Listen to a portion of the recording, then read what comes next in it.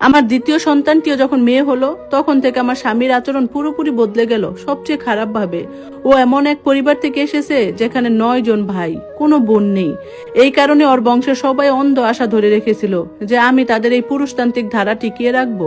আমাদের প্রথম মেয়ে সন্তানকে ও অনেক অনিচ্ছার সাথে মেনে নিয়েছিল, তাও আবার একটা ডিএনএ টেস্ট করিয়ে নিশ্চিত হওয়ার পরে যে ওই হলো আসল বাবা। কারণ ওর মনে কুসংস্কার ছিল যে ওদের বংশের পুরুষদের রক্তে কোনোদিন কন্যা সন্তান হতে পারে না। ও এমনকি আমাকে পরিষ্কার ভাষায় হুমকি দিয়ে রেখেছিল যে এই ভুল যেন আর দ্বিতীয়বার না হয়, অন্যথায় ও নতুন বিয়ে করে ঘরে সতীন নিয়ে আসবে। তাই যখন আল্লাহর ইচ্ছে আমার দ্বিতীয় সন্তানটিও মেয়ে হলো, ও আমাকে হাসপাতালে একা ফেলে রেখে চলে গেল। শেষমেশ আমার বাবার ভাইয়েরা এদিক ওদিক ছুটে হাসপাতালের বিল পরিশোধ করার পর নবজাতককে নিয়ে বাপের বাড়ি না গিয়ে ওর বাড়িতে ফিরলাম। কিন্তু ক্ষমা চাওয়া তো দূরের কথা, আমার স্বামী আমার দিকে ফিরেও তাকালো না। ওর মা মানে আমার শাশুড়ি নাতনি আর পুতের বউর মুখ দেখতে চাইলেন না। ওনাদের মতে আমি নাকি ওনাদের বংশের মুখে চুনকালি মাখিয়েছি। তার উপর ওর অন্য সব বিবাহিত ভাইদের ঘরে শুধু ছেলেই হচ্ছিল, যা পরিস্থিতিকে আরো বিষাক্ত করে তুলছিল। সত্যি বলতে আমি চরম মানসিক অবসাদে চলে গিয়েছিলাম।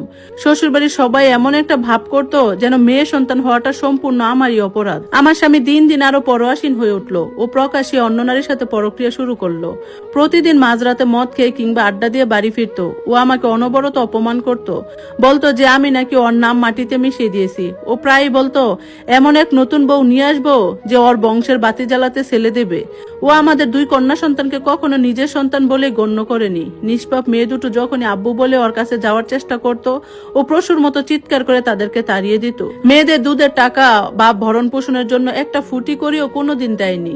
শীঘ্রই ওর অত্যাচারে এতটা অসহ্য হয়ে উঠলো যে আমি পাড়ার মুরব্বী ও বড় ভাইদের কাছে বিচার চাইলাম, কিন্তু তারা উল্টো ওর পক্ষই নিল। সালিশে তারা বলল, এত বড় অপয় হওয়ার পরেও যে ছেলে তোমাকে তালাক না দিয়ে ঘরে স্থান দিয়েছে তার জন্য তো তোমারই শুকরিয়া আদায় করা উচিত।